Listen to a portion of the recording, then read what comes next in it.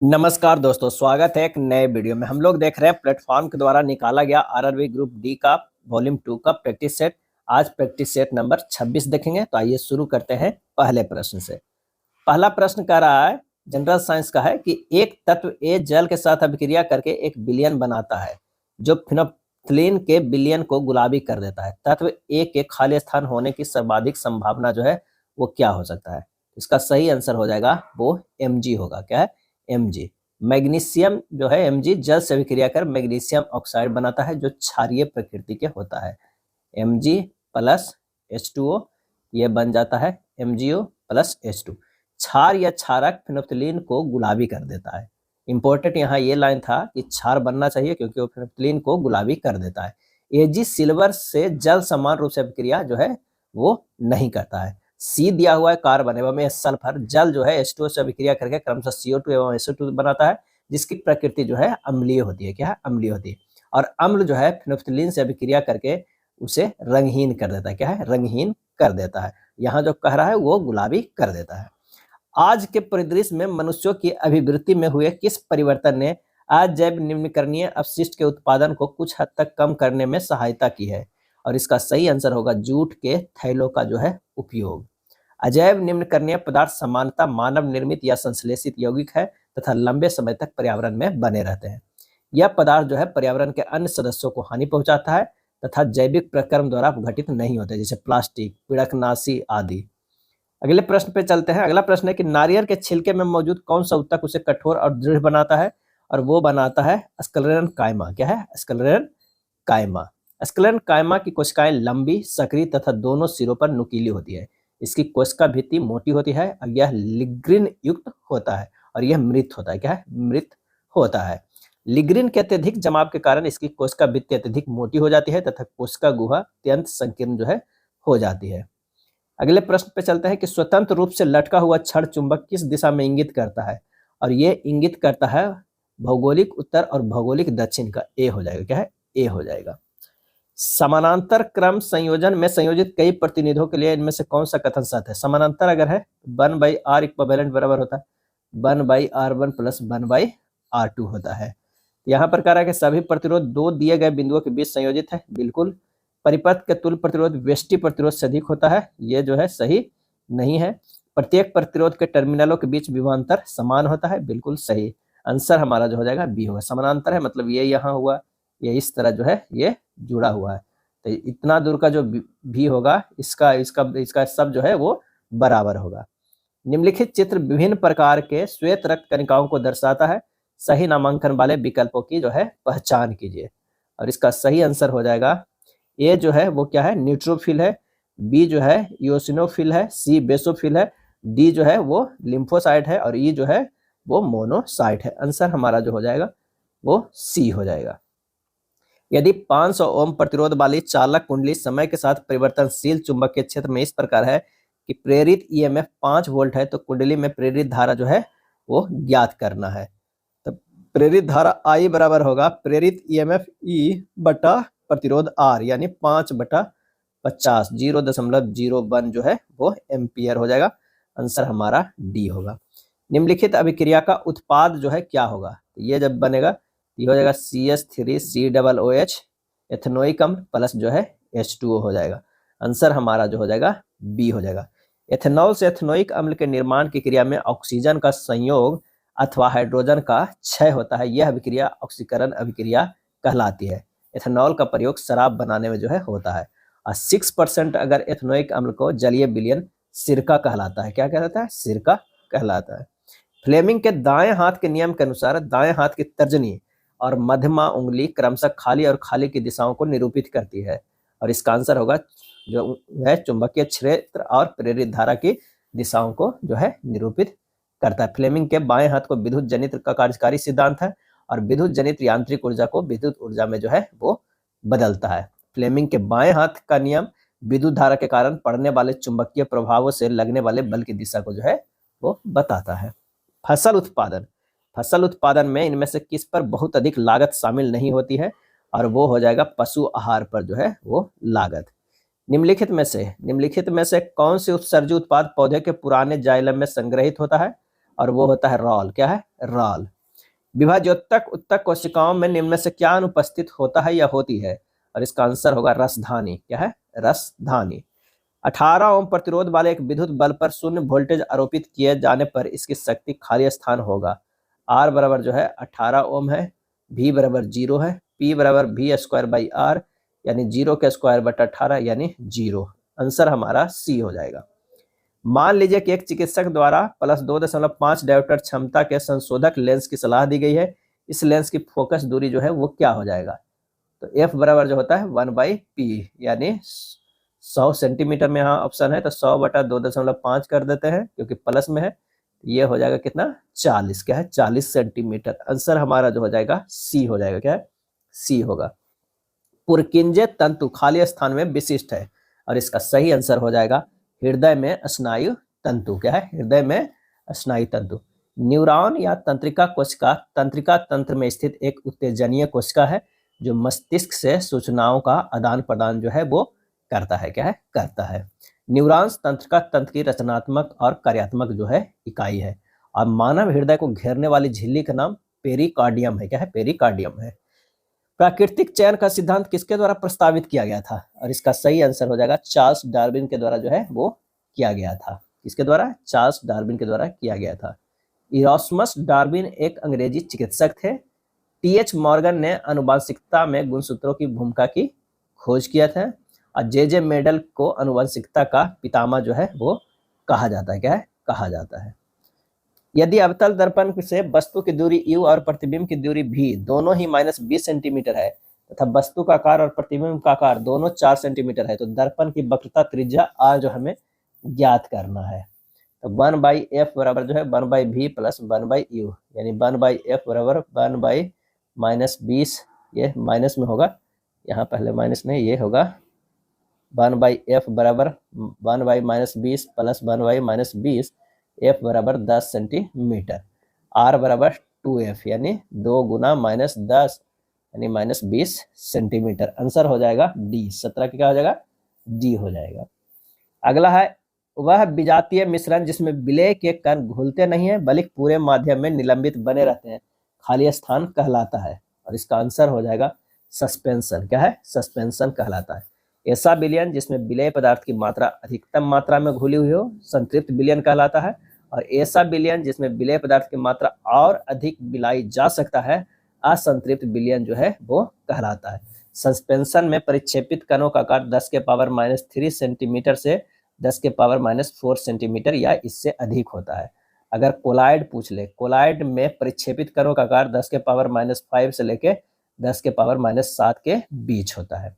मानव शरीर के सबसे मजबूत हड्डी कौन सी है? मानव शरीर की सबसे मजबूत हड्डी कौन सी है? और इसका सही आंसर हो जाएगा जांघ की हड्डी। सबसे मजबूत हड्डी जांघ की हड्डी होती है और सबसे मानव शरीर के यहाँ पर जो एक और होता है सबसे मजबूत हड्डी जबड़े की हड्डी होती है जो कि ऑप्शन में नहीं है। सबसे कमजोर हड्डी छाती की पसली होती है। मानव के रीढ़ में कुल 33 हड्डियां होता है और चेहरे को बनाने में 14 हड्डियों का संयोजन होता है। क्या है? होता है। चलिए नेक्स्ट है किस बल के कारण चंद्रमा पृथ्वी के चारों ओर अपने वृत्ताकार कक्षा में घूमती है? और वो है अभिकेंद्र बल। क्या है? अभिकेंद्र बल, सेंट्रीपिटल फोर्स। सेंट्रीपिटल फोर्स क्या है? पीटल फोर्स। अभिकेंद्र बल बराबर होता है द्रव्यमान गुना अभिकेंद्रीय त्वरण होता है। क्या है? अभिकेंद्रीय त्वरण होता है। वृत्तीय पथ पर गतिशील वस्तु पर केंद्र के विपरीत दिशा में लगने वाला बल अपकेंद्र बल कहलाता है। अपकेंद्र सेंट्रीफ्यूगल फोर्स कहलाता है। और वैसा बल जो हमेशा गति के विपरीत दिशा में कार्य करता है घर्षण बल कहलाता है। घर्षण बल कहलाता है। नेक्स्ट है विस्थापन अभिक्रिया के संबंध में कौन से कथन जो है सही है वो बताना है। तो एक अधिक अभिक्रियाशील धातु अपने जलीय विलयन से अपेक्षाकृत कम अभिक्रियाशील धातु को विस्थापित जो है वो करती है। मेंडलीव के अनुसार तत्वों के गुण धर्म उनके खाली स्थान के आवर्ती फलन होते हैं और इसका आंसर होगा ए परमाणविक द्रव्यमान के। क्या है? परमाणविक द्रव्यमान के। 22 के जो हो जाएगा ए हो जाएगा। तत्वों के आवर्ती वर्गीकरण के क्रम में डोब्राइन ने त्रिक सिद्धांत दिया था और तत्वों के आवर्ती वर्गीकरण के क्रम में कुक्स ने सजातीय श्रेणियों का सिद्धांत दिया था और जॉन न्यूलैंड ने अष्टक नियम दिया था। क्या है? अष्टक नियम दिया था। अब विलियम प्राउट ने एकक सिद्धांत दिया था। एकक सिद्धांत दिया था। अब मेंडलीव के अनुसार तत्वों के गुणधर्म उनके परमाणु द्रव्यमान के आवर्ती फलन होता है। विद्युत जनित्र के संबंध में निम्नलिखित में से कौन से कथन जो है वो सही है, ये बताना है। तो कुंडली में फेरों की संख्या बढ़ाकर प्रेरित धारा में वृद्धि की जा सकती है, बिल्कुल सही। कुंडली की चाल बढ़ाकर प्रेरित धारा में वृद्धि की जा सकती है, और ये भी सही। आंसर हमारा बी हो जाएगा। 1 और 2 दोनों सही है। इनमें कौन सी अभिक्रिया बेरियम क्लोराइड और सोडियम सल्फेट के बीच अभिक्रिया का सबसे सटीक निरूपण है? और इसका सही आंसर हमारा होगा B, Na2SO4 plus BaCl2 BaSO4 plus 2NaCl, ये हमारा बी सही हो जाएगा। फास्फोडाइएस्टर आबंध की कौन सी विशेषता डीएनए अणु के समग्र ऋणात्मक आवेश में सबसे अधिक योगदान देती है? और इसका आंसर हमारा हो जाएगा फास्फेट वर्ग के आयनिन ऑक्सीजन परमाणु। अगला आते हैं मैथ का सेक्शन, देखते हैं। किसी वस्तु को 3471 में बेचने पर अर्जित लाभ प्रतिशत उस वस्तु को 2577 में बेचने पर होने वाले हानि प्रतिशत के बराबर है। 25% लाभ अर्जित करने के लिए वस्तु को किस कीमत पर बेचना चाहिए? यहाँ जो है क्रय मूल्य जो हो जाएगा वो हो जाएगा 3471 प्लस 2577/2 यानी 3024। तो विक्रय मूल्य बराबर हो जाएगा 3024 गुना 125%, क्योंकि 25% लाभ है तो ये हो जाएगा 3780। आंसर हमारा क्या हो जाएगा? बी हो जाएगा। क्या है? बी हो जाएगा। नेक्स्ट है, एक आदमी अपने मासिक वेतन का 75% जो है वो घर के किराए पर, यदि हर महीने वो 653 परिवहन पर और 62 से 29 किराने पर खर्च करता है तो शेष जो है वो 446 बचाता है, तो उसका मासिक वेतन जो है वो कितना है? तो मासिक वेतन मान लिया कि 100% है, 75% प्लस 653 प्लस 6229 प्लस 446 जो बचाता है, सब मिला के कितना हो जाएगा? 100% हो जाएगा। क्या है? 100% हो जाएगा। यानी 25% बराबर जो हो जाएगा वो कितना हो जाएगा? ये 7328 हो जाएगा। ये एक जगह जोड़ दिया, 75% इधर चला गया, 25% बराबर इतना। तो मासिक वेतन कितना है? मासिक वेतन 100% है, 100% बराबर हो जाएगा 7328 गुना 4 कर दीजिए 29,312, 29,312 डी हो जाएगा। क्या है? डी हो जाएगा। अगला है प्रश्न है कि गोपाल को जो है वो पहले वर्ष में अपनी बिक्री राशि में 2% की वृद्धि और दूसरे वर्ष में 20% की वृद्धि प्राप्त होती है, और इसके साथ उसकी वर्तमान बिक्री जो है इतना है। 2 वर्ष पहले उसकी बिक्री जो है कितनी थी? तभिष्ट राशि जो है 1,83,600 गुना 100/102 गुना 100/120 खाली कर देना है, ये हो जाएगा 1,50,000। आंसर हमारा जो हो जाएगा वो सी हो जाएगा। क्या हो जाएगा? सी, 28 के सी। 29 के करा पी जो है आयत ABCD के भीतर कोई बिंदु है। मान लिया कि ABCD के भीतर कोई एक बिंदु है P है। उसके बाद कह रहा है कि PA बराबर 69 है। मान लिया कि यहाँ पर P बिंदु है और यहाँ मान लेते ABC और D। ये जो है वो 69 है। P या B जो है वो कितना है? 27 है। ये जो है 27 है, और P80 बराबर जो है ये कितना है? 38 हो जाएगा। ये जो हमारा है ये 38 सेंटीमीटर है। तो ये हमारा जो निकालना है, ये हमारा ये वैल्यू ये जो है ये कितना होगा, ये निकालना है। यहाँ निकाल लेते हैं कि PA² प्लस PC² बराबर PB² प्लस PD²। तो यहाँ से हो जाएगा 69 के स्क्वायर प्लस 38 के स्क्वायर बराबर 27 के स्क्वायर प्लस PD के स्क्वायर हो जाएगा। तो यहाँ से हो जाएगा PD के स्क्वायर बराबर कितना? 5476। तो PD बराबर अंडर रूट जो है 5476 के करेंगे तो ये 74 का हो गया। तो आंसर हमारा ए हो जाएगा। पानी की एक टंकी को समान क्षमता के 23 पाइपों का उपयोग करके 29 मिनटों में भरा जा सकता है।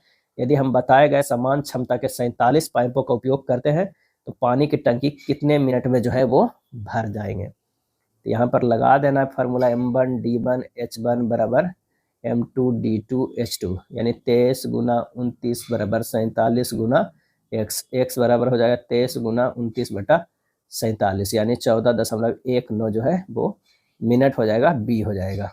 अगला है, राकेश 5,000 की राशि और शिवम 9,000 की राशि वार्षिक साधारण ब्याज की समान दर पर निवेश करते हैं। यदि 3 वर्ष के अंत में शिवम और राकेश से 360 अधिक ब्याज मिलता है तो वार्षिक ब्याज की दर जो है वो ज्ञात कीजिए।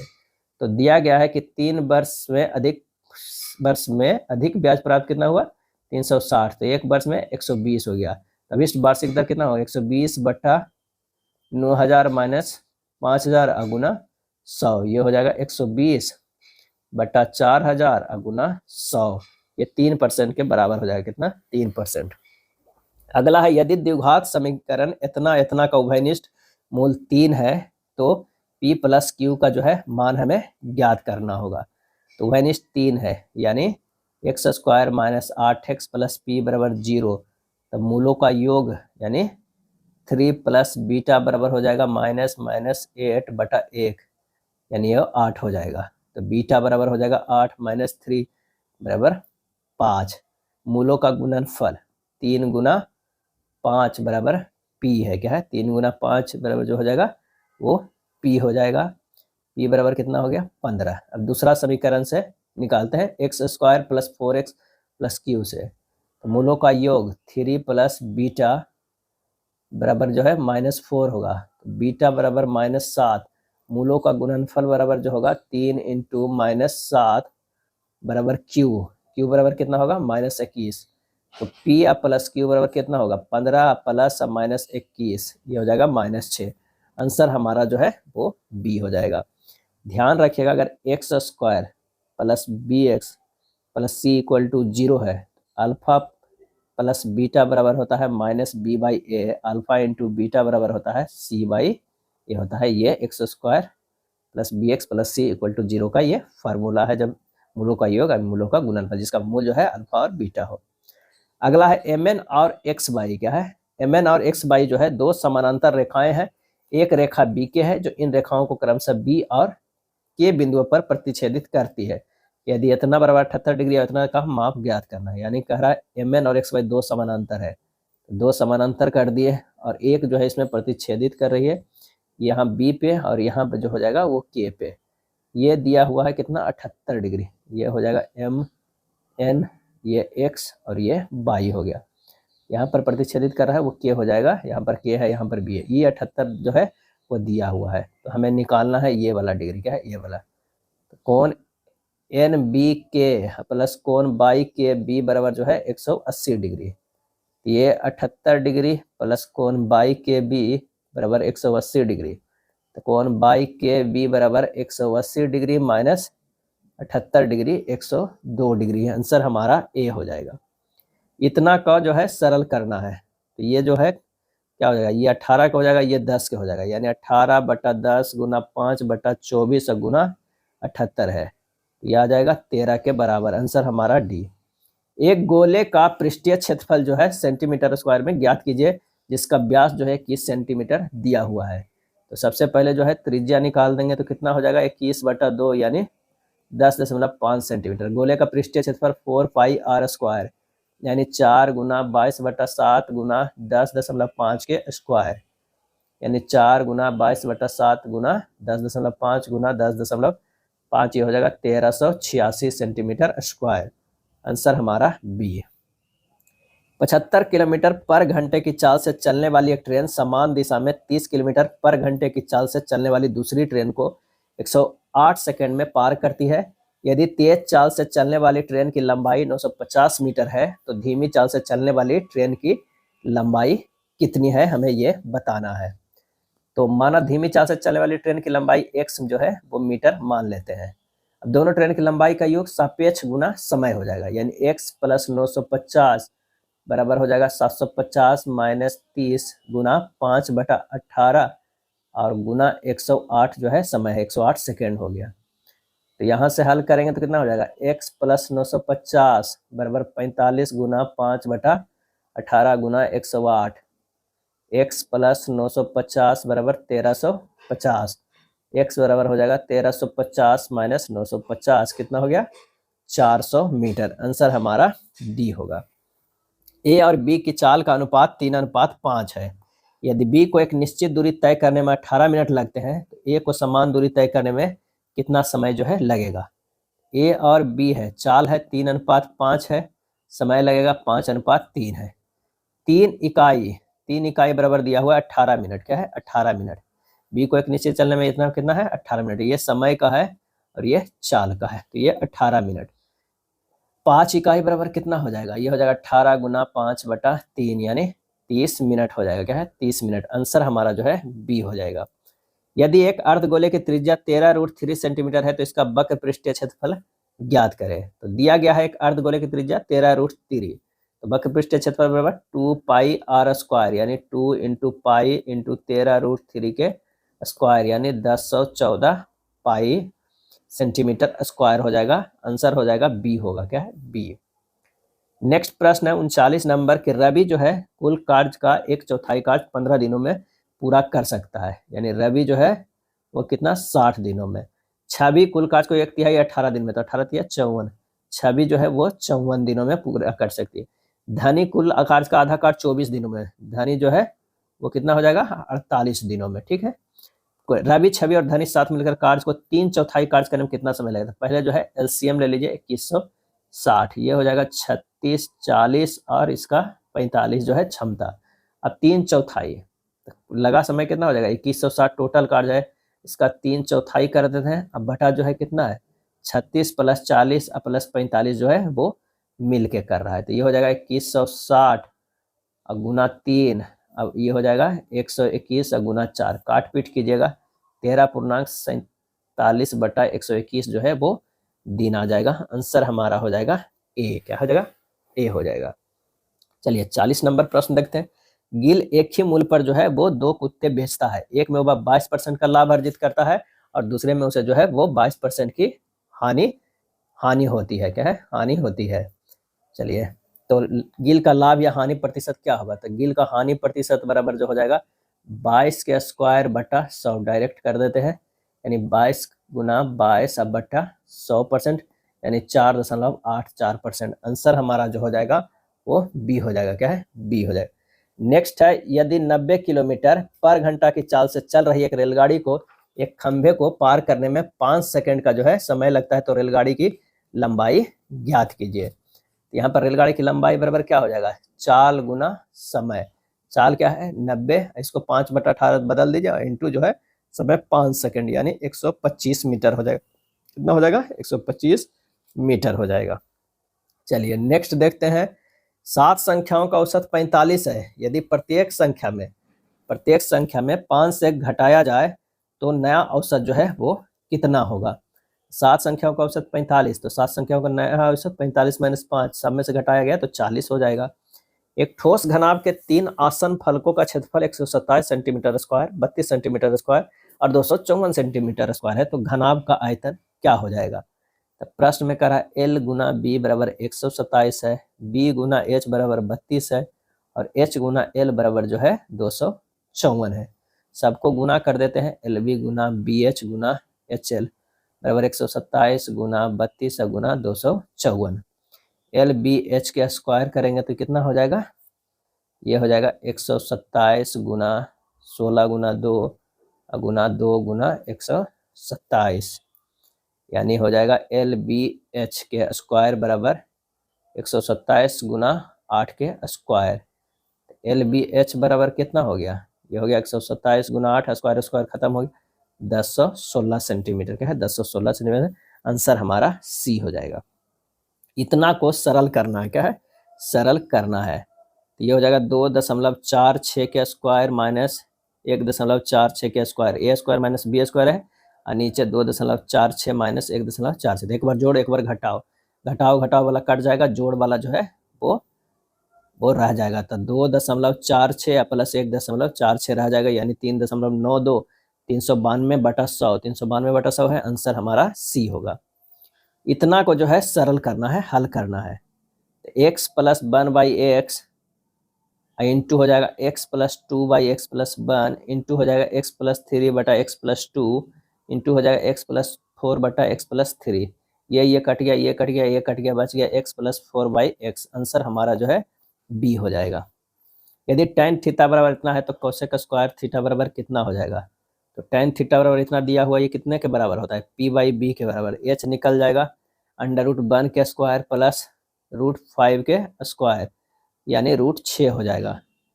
कोसेक थीटा बराबर h/p है यानी √6/1 हो जाएगा। कोसेक स्क्वायर थीटा बराबर हो जाएगा √6 के स्क्वायर यानी 6, आंसर हमारा बी हो जाएगा। किसी वर्ग के अंतःवृत्त का क्षेत्रफल और परिवृत्त के क्षेत्रफल का अनुपात जो है वो ज्ञात करेंगे तो हमारा जो आ जाएगा 1:2। ये ध्यान रखिएगा, अंतःवृत्त और परिवृत्त के क्षेत्रफल का अनुपात कीजिएगा। मान लिया कि सपोज दैट कि भुजा ए है, त्रिज्या कितना होगा, a/2 होगा। विकर्ण कितना होगा, विकर्ण फार्मूला √2a होगा। परिवृत्त क्या है, परिवृत्त की त्रिज्या जो होगा √2a/2 यानी a/√2 हो जाएगा।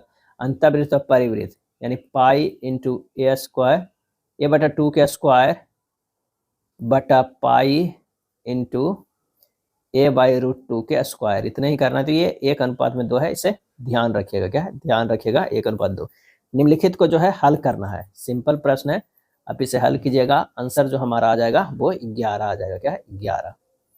अगला है, एक प्रतियोगी परीक्षा का आयोजन किसी विशेष दिन पर किया जाता है। परीक्षा की निगरानी करने वाला परीक्षक 2:30 बजे से 30 मिनट पहले परीक्षा कक्ष में आ जाता है। वह उस विद्यार्थी को 40 मिनट पहले आया जो परीक्षा के लिए 20 मिनट देर से आया। परीक्षा किस समय जो है आरंभ हुई। तब परीक्षा का आने का समय कितना है, 2:30 बजे से 30 मिनट पहले यानी 2 बजे आ गया। अब कह रहा है विद्यार्थी का आने का समय कितना है, 2 बजे प्लस 40 यानी 2:40।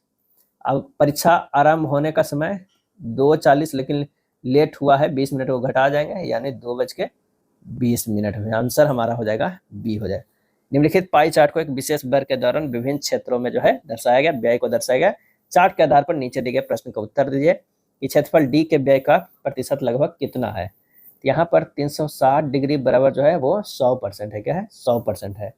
तो 95 डिग्री बराबर कितना हो जाएगा, ये हो जाएगा 100/360 गुना 95, 26.38%। आंसर हमारा जो हो जाएगा ऑप्शन सी हो जाएगा। क्या है, ऑप्शन सी हो जाएगा। अब आइए देखते हैं जनरल स्टडी का प्रश्न। जनरल स्टडी नहीं, जनरल इंटेलिजेंस एंड रीजनिंग का प्रश्न है। कह रहा है कि 6 लोग एक ही इमारत में जो है अलग अलग तलों पर रह रहे हैं। तो 1 2 3 4 5 6 हो गया। अब यहाँ पर कह रहा है कि ए ऐसे तल पर रहता है जो एक अभाज्य संख्या है। अभाज्य संख्या तो वहां पर जो है कौन कौन है, तो 2 भी है, 3 भी है, 5 भी है। चलिए आगे पढ़ते हैं, यहाँ से नहीं पता चला। ए और ई जिन तलों पर रहते हैं उनका गुणनफल जो है वो 3 है। क्या है, गुणनफल 3 है। तो 3 आने के लिए जो है ए यहाँ पर रहेगा और यहाँ पर जो रहेगा ई रहेगा, तभी तो हो गया 3 गुना 1 3 होगा। चलिए अब यहाँ बी के ऊपर केवल 2 व्यक्ति रहते हैं। बी के ऊपर जो है केवल 2 व्यक्ति रहते हैं। एफ सी के ठीक नीचे वाले तल पर रहते हैं, यानी एफ जो है सी के, तो सी इधर हो जाएगा, एफ जो है इधर हो जाएगा। कहिए अब 2 खाली है तो यहाँ पर जो हो जाएगा डी हो जाएगा। डी और एफ के बीच कितने व्यक्ति रहते हैं, डी और एफ के बीच जो है वो 2 व्यक्ति रहते हैं। आंसर हमारा जो है कॉमन के बी हो जाएगा। चलिए यहाँ पर जो है शर्त वाला है, आइए शर्त देखते हैं इसे के अनुसार। पहला घटक एक प्रतीक है, नहीं ये नहीं है। यदि पहला घटक एक विषम संख्या है और अंतिम घटक एक सम संख्या है, तो मिल गया, तो पहले और अंतिम घटकों को सी से लिखेंगे। तो सी में चारों में ऑप्शन है, यानी अब क्या है, सी और ये कर दिए हैं। अब हमें एंड का लिखना है, तो एंड का जो हो जाएगा वो एम होगा। एम से भी चलो 3 गो है। उसके बाद जो है वो हो जाएगा किसका है, 3 का जो है डी है। उसके बाद जो है एट द ए का जो है वो जेड होगा, MD Z। चलिए यहाँ पर भी है। उसके बाद किसके 7 अब परसेंटेज के 7 का जो है वो डब्ल्यू हो जाएगा, परसेंटेज का जो होगा वो पी होगा। तो WP आंसर हमारा जो है 52 के वो बी हो जाएगा। क्या है, बी होगा। चलिए नेक्स्ट प्रश्न है कि श्रृंखला का संदर्भ ले और नीचे दिए गए प्रश्न का उत्तर। ऐसी कितनी संख्या है जिनमें से प्रत्येक के ठीक पहले एक प्रतीक तथा ठीक बाद भी एक प्रतीक जो है वो आता है। यहाँ पर हो जाएगा इस तरह का, और कोई आ रहा है नहीं, एक ही आ रहा है। आंसर हमारा ए होगा। दी गई श्रृंखला में प्रश्न चिन्ह के स्थान क्या आएगा, -1 -3 -5 -7 और -9 376। आंसर हमारा बी होगा। अगला प्रश्न जो है डायरेक्शन का आसान होता है, आंसर हमारा ए हो जाएगा। चलिए 33 429 और 13, 33 गुना अगर 13 करते हैं तो कितना हो रहा है, 429 हो रहा है। 44 गुना 5 कर रहे हैं 220 हो रहा है। तो 43 गुना 21 करेंगे 903 आ जाएगा। आंसर हमारा ए हो जाएगा, यानी इससे खाली गुना किया गया, बीच वाला को लाया गया है। यहाँ जो है असंगत चुनना है, तो जी से जो है एल गया है +5 +5, ये जो है +5 और ये जो है +4 हो जा रहा है। यही हमारा आंसर हो जाएगा, क्योंकि ये भी +5 और ये भी +5 है। हमारा आंसर जो है वो बी वाला हो जाएगा। चलिए हायर को इतना लिख सकते हैं और इंक्स को इतना लिख सकते हैं, तो आई को कैसा लिखेंगे तो आसान है, आंसर हो जाएगा 9 होगा। दोनों में कॉमन को अलग कर देना है बस। ऐसे कितने प्रतीक है जिनमें से प्रत्येक का ठीक पहले एक संख्या और ठीक बाद जो है वो एक प्रतीक आते हैं। तो यहाँ पर हो जाएगा एक, तो ये हमारा हो गया, दूसरा अगर बात करें तो ये भी हो गया, और तीसरा बात करें तो हमारा हो जाएगा, क्या हो जाएगा 2C परसेंटेज, ये भी हो जाएगा।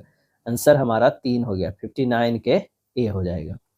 शब्द इसे प्रत्येक अक्षर के अंग्रेजी वर्णमाला क्रम में व्यवस्थित किया जाए तो कितने अक्षरों का स्थान अपरिवर्तित होगा? SIGHTED को जो है करेंगे अंग्रेजी वर्णमाला तो DEGHIST होगा, यानी G से G और S से H हो जाएगा। आंसर हमारा 2 हो जाएगा।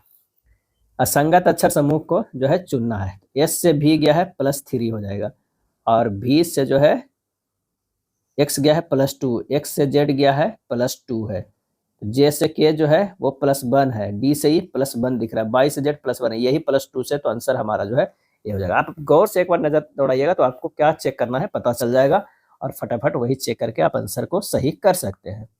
शब्द इसको जो है अंग्रेजी वर्णमाला क्रम में व्यवस्थित करना है। इस प्रकार बने नए अक्षर बाएं छोर से चौथे और दाएं छोर से दूसरे अक्षर के बीच अंग्रेजी वर्णमाला क्रम में कितने अक्षर है वो बताना है। तो सबसे पहले तो FROWNED लिखिए और उसे जो है अंग्रेजी वर्णमाला क्रम में सजाइए। तो DEFNORW है। अब यहाँ से कह रहा है बाएं छोर से चौथा, बाएं छोर से चौथा N, उसके बाद दाएं छोर से दूसरा, दाएं छोर से जो है दूसरा जो है R है, ये क्या होगा MNOPQ, 3 ही अक्षर आ रहा है ना ये बीच में, तो आंसर हमारा जो हो जाएगा बी हो जाएगा। क्या है? बी हो जाएगा, 62 के बी। चलिए अगले प्रश्न पे है 34 17 27, अगर 17 दूनी 34 और 17 + 10 17, 21 + 10 31 और 1 दूनी 42, 16 10 26 ये नहीं होगा, 23 नहीं होगा, 34 10 54 नहीं होगा, 27 10 7 है और 27 दूनी 54, आंसर हमारा जो है डी हो जाएगा।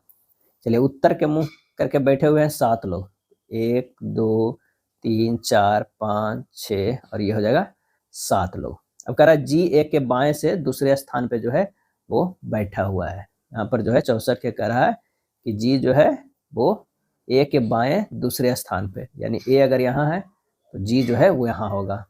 एफ के दाएं केवल सी बैठा हुआ है, एफ के दाएं केवल सी बैठा हुआ है, यहाँ एफ और यहाँ सी हो जाएगा। ए बी और डी के ठीक बीच में बैठा हुआ है, ए जो है बी और डी के, बी या डी यहाँ पर भी हो सकता है, बी और डी यहाँ पर भी हो सकता है।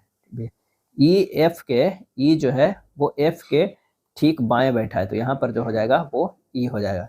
निम्न कौन सा पंक्ति के बाएं सिरे पर बैठा है? बाएं सिरे पर जो है वो जी बैठा हुआ है, आंसर हमारा सी हो जाएगा। 65 का है कि सभी कंप्यूटर जो है वो मशीन है। अगर मान लिया कि ये कंप्यूटर है, ये कंप्यूटर, सभी कंप्यूटर क्या है? मशीन है, ये हो जाएगा मशीन, हो जाएगा मशीन। उसके बाद कह रहा है कुछ कंप्यूटर जो है वो रोबोट है, कुछ कंप्यूटर जो है वो रोबोट है। सभी रोबोट कंप्यूटर है, गलत है। कुछ मशीन जो है वो रोबोट है, बिल्कुल सही।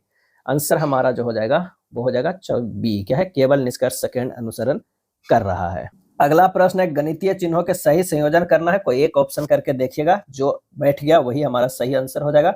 इसमें जो है ऑप्शन 1 को देख लेते हैं, आंसर यहाँ जो होगा वो सी होगा।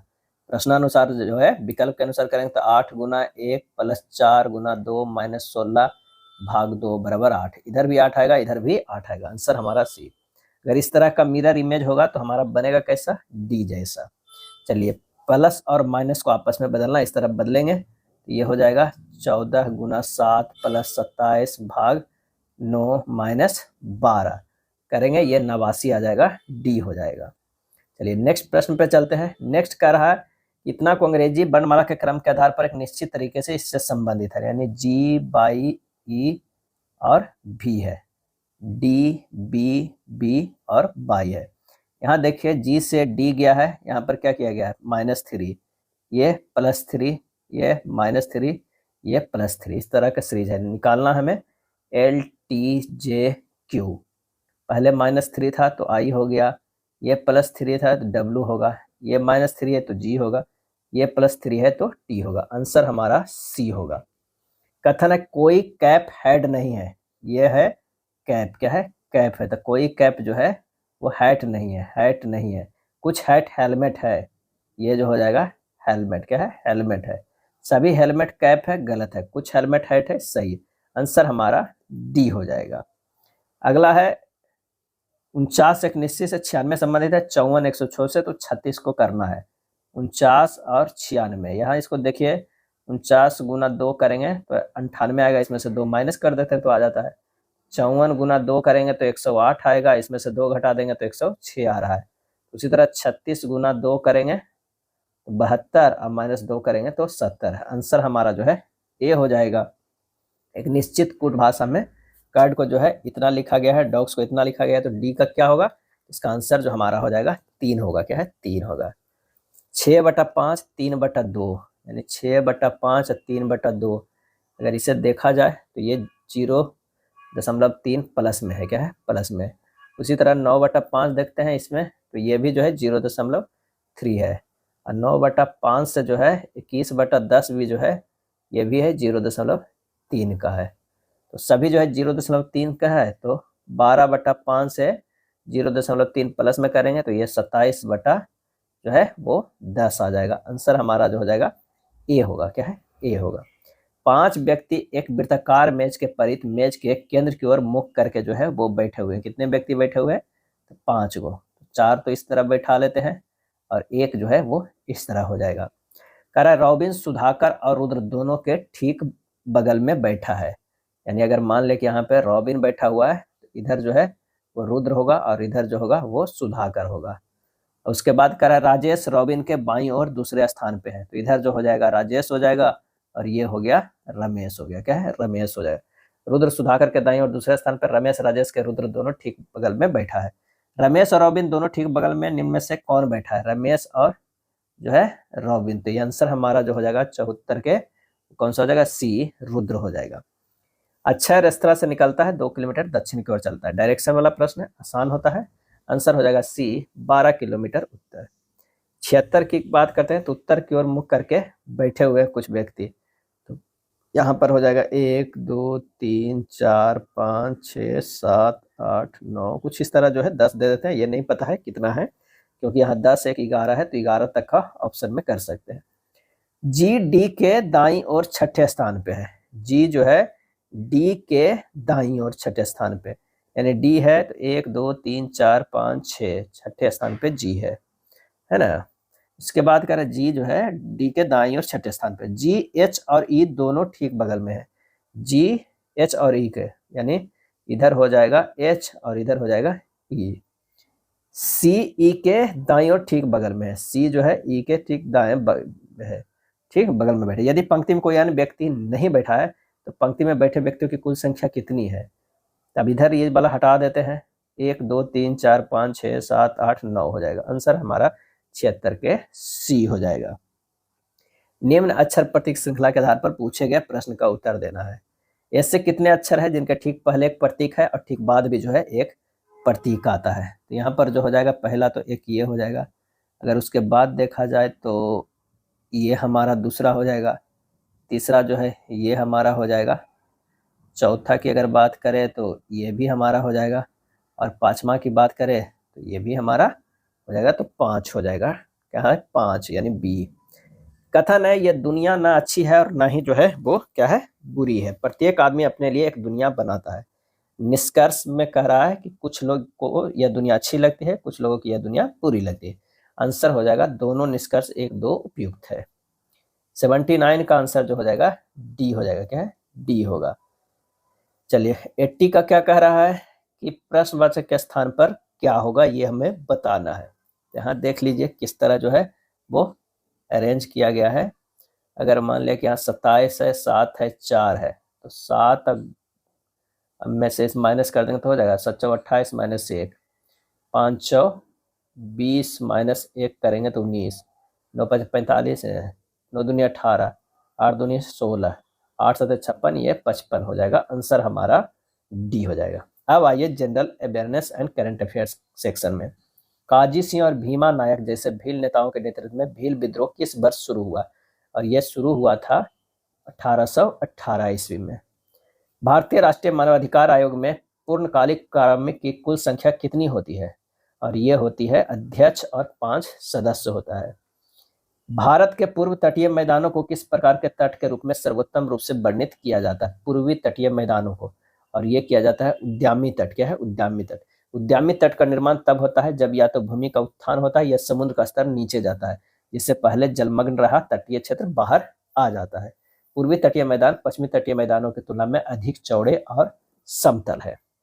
मास्की अशोक शिलालेख भारत के किस राज्य में स्थित है? और इसका सही आंसर हो जाएगा वो है कर्नाटक। क्या है? कर्नाटक। मास्की जो है कर्नाटक के रायचूर जिले में स्थित एक पुरातात्विक स्थल है। यह स्थल मास्की नदी के तट पर स्थित है, जो तुंगभद्रा नदी की एक सहायक नदी है। राष्ट्रपति राज्यसभा में खाली स्थान सदस्य मनोनीत कर सकता है, तो वो है 12। क्या है? कितना? 12। निम्नलिखित नदियों में कौन सी नदी डेल्टा नहीं बनाती है? कौन सी नदी नहीं बनाती है? तो ताप्ती। महानदी गंगा कृष्णा सब डेल्टा बनाती है, और नर्मदा ताप्ती जो है वो डेल्टा नहीं बनाती है। राज्यपाल एवं मंत्रिपरिषद के बीच संवाद के प्रमुख तंत्र के रूप में मुख्यमंत्री के कर्तव्यों का जो है उल्लेख है, वो क्या है? वो है अनुच्छेद 167 में है। राज्यपाल को अनुच्छेद 167 के अंतर्गत 3 प्रकार से सूचना प्राप्त करने का जो है अधिकार है। पहला है कि मुख्यमंत्री समय समय अपने कार्यों से राज्यपाल को अवगत करेंगे। दूसरा है राज्यपाल मुख्यमंत्री से राज्य शासन संबंधित जो सूचना मांगे उसे अनिवार्य रूप से उपलब्ध कराएंगे। तीसरा है यदि किसी विषय पर एक मंत्री ने निर्णय ले लिया हो, राज्यपाल उस विषय को मंत्रिमंडल में रखने का निर्देश दे, तो ऐसे विषय अनिवार्य रूप से मंत्रिमंडल में रखना होगा। भारत में खेल उत्कृष्टता के लिए सर्वोच्च पुरस्कार खाली स्थान है, और वो है राजीव गांधी खेल रत्न पुरस्कार है। यह पुरस्कार सर्वप्रथम विश्वनाथन आनंद को जो है वो दिया गया था। क्या है? दिया गया था। और इसमें जो है अवार्ड में 25 लाख रुपए प्रदान किए जाते हैं। 6 अगस्त 2021 में राजीव गांधी खेल रत्न अवार्ड का नाम बदलकर मेजर ध्यानचंद खेल रत्न अवार्ड कर दिया गया है। खाली स्थान सरकार द्वारा निर्गमित बंध पत्र की खरीद और बिक्री कहलाती है, और वो कहलाती है खुले बाजार की क्रियाएं। कृषि उपज का वह अंश जो किसानों द्वारा बाजार में बेचा जाता है क्या कहलाता है? वो विपणित अधिशेष कहलाता है। जयदेव के गीत गोविंद की अष्टपदी का गायन और नृत्य निम्नलिखित में से किस नृत्य शैली में किया जाता है? और वो है मणिपुरी में। क्या है? मणिपुरी में जो है किया जाता है।